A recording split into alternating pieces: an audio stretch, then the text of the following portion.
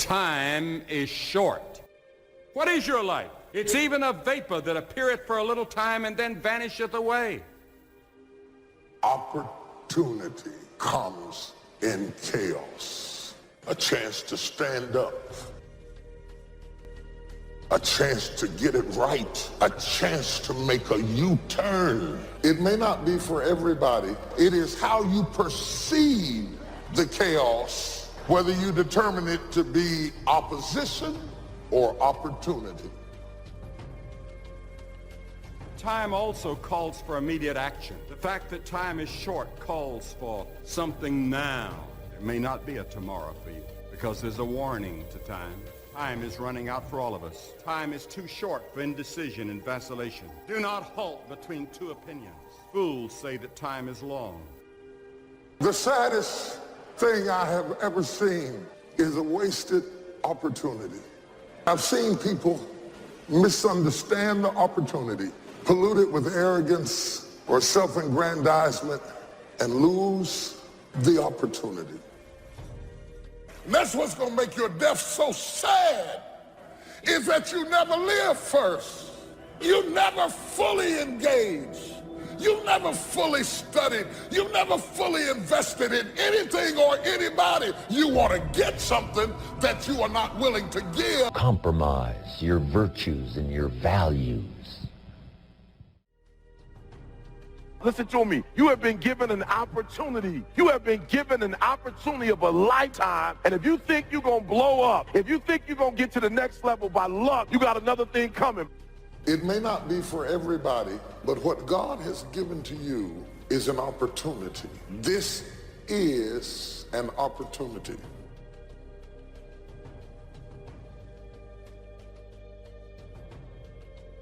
By not being prepared, you make the choice of getting caught in some of life's unpleasant circumstances. Failures, economic losses, relationship losses, personal losses. By not being prepared, it's your choice. Now here's the other side of it. By being prepared, you increase your chances of success, of seizing opportunities when they come your way, of being ready within yourself to take advantage of once-in-a-lifetime situations. Some people tend to blame others for their mistakes. Somebody says, it's not my fault the report isn't done. So-and-so didn't do their part. Of course it's your fault. It's your report too. It's your responsibility to see that everyone you delegated work to does their part. Now, you can't control what others around you do, but it's in your own best self-interest that you stay on top of things, especially if it's going to affect your future. Concentration takes a lot of discipline. Concentrate on the work at hand and demand of yourself the discipline to stay focused. If you have a long list of things to get done within a day, do the toughest ones while your concentration is at its peak. If you're a morning person, get the job done in the morning. Don't wait until the evening when your energy is all spent.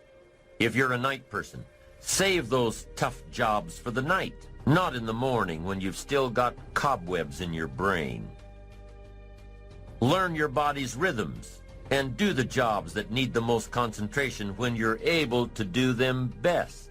When you're at work, be at work. When you're at your kid's school play or soccer game or dance recital, be there. Don't let your mind wander. Stay focused. Don't let your mind wander during conversations. You never know what important points you'll miss. Stay focused. Use your discipline to keep your mind in line. When you recognize the need to concentrate more, when you recognize this need, it will come easier and easier. Focused concentration can become a habit. If you work on it a little every day, the easier it comes, the less energy you'll waste on making your mind you. Number one cornerstone of an ambitious person: concentration. Focused concentration. Make your mind pay attention. Discipline yourself to be where you are. Work at work and play at play. Don't mix the two. Concentrate. Give your job the attention it deserves. Give your family the attention they deserve. Wherever you are, be there. Concentrate. When you look at Over 33 million people have lost their job. It's greater than the last depression. The unemployment rate, this is unprecedented. There's trauma that's going on all across the country, and things are happening globally. It affects all of us. There are things that we can do and things that we must do to pick ourselves up and move ourselves forward. Success is not final, and failure is not fatal. We all have the challenge to search deep within ourselves to find our inner hunger, which is our power. When things go wrong, we have to find ways to anchor ourselves. We cannot allow ourselves and give ourselves permission to go with them. And so if your life isn't everything it could be, you could ask yourself, well, what would happen if you just stopped wasting the opportunities that are in front of you? You'd be who knows how much more efficient, 10 times more efficient. You have no idea how efficient people get. Well, and if we all got our act together collectively and stopped making things worse, because that's another thing people do all the time, not only do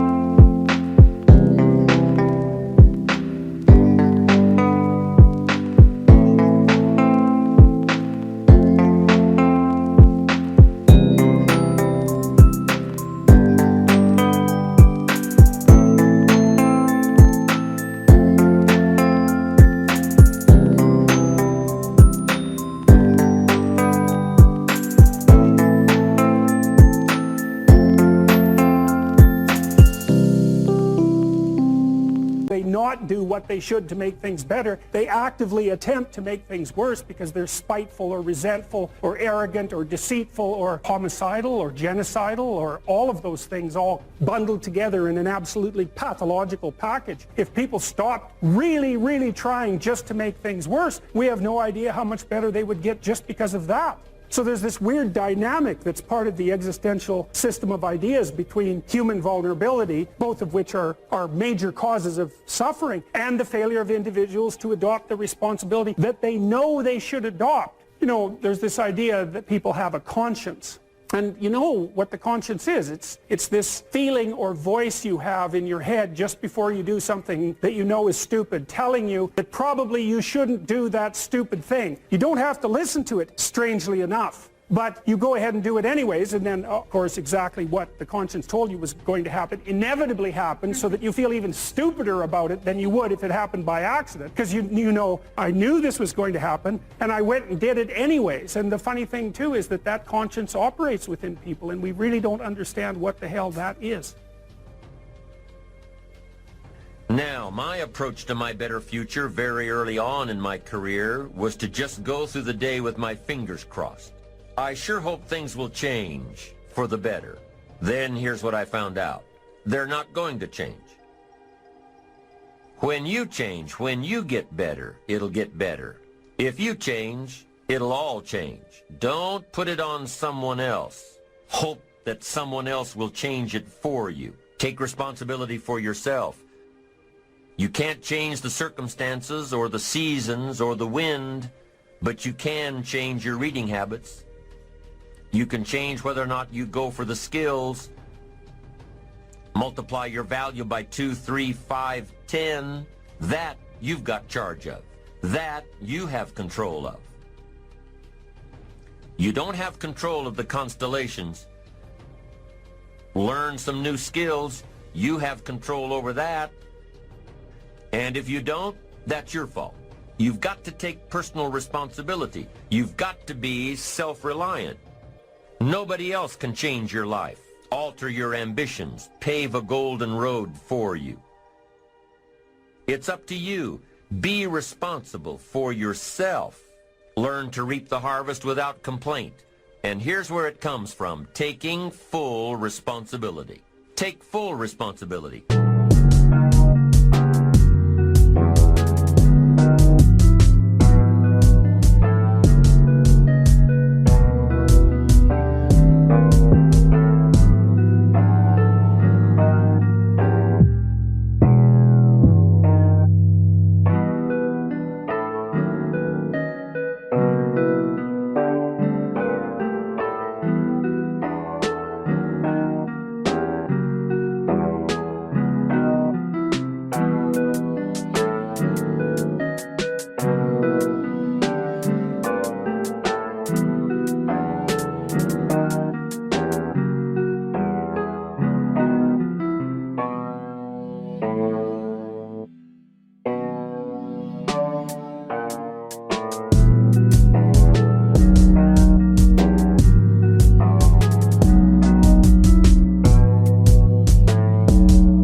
Everything you do, be responsible to yourself. It's your crop.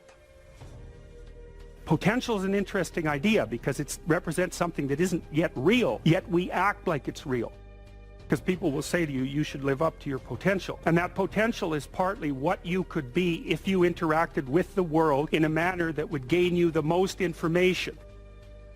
Because you build yourself out of the information in the Piagetian sense. But it's deeper than that too, because we know that if you take yourself and you put yourself in a new environment, new genes turn on in your nervous system. They encode for new proteins. You're full of biological potential that won't be realized unless you move yourself around in the world into different challenging circumstances, and that'll turn on different circuits. It's that by exposing yourself to different environments, you put different physiological demands on yourself all the way down to the genetic level, and that manifests new elements of you. Because you take yourself out of your dopey little village, and that's just the little bounded you that everyone knows and that isn't very expanded, and then you go somewhere dark and dangerous to the central place, and while you do that, you have adventures and they toughen you and pull more out of you. Partly because you're becoming informed, which means information. It means you're becoming more organized at every level of analysis, but there's also more of you too.